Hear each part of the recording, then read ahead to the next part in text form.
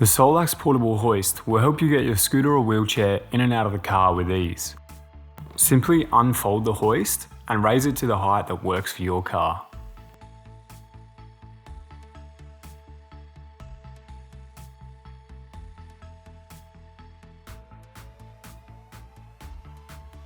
Push the hoist into position over the scooter.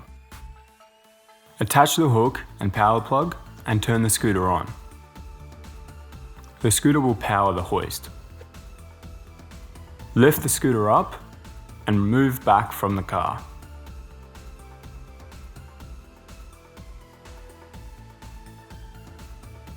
Lower the scooter and detach the hook and power cable. And you're ready to go. If you'd like more information on this product, please visit the link in the description below.